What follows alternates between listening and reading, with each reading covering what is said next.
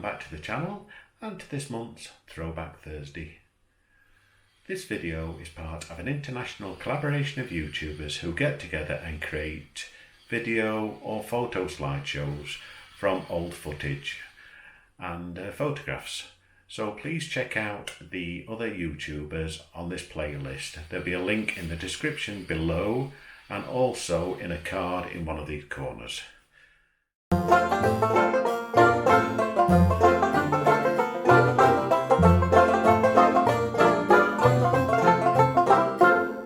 My video for this month is carrying on from our 2019 trip to New Zealand.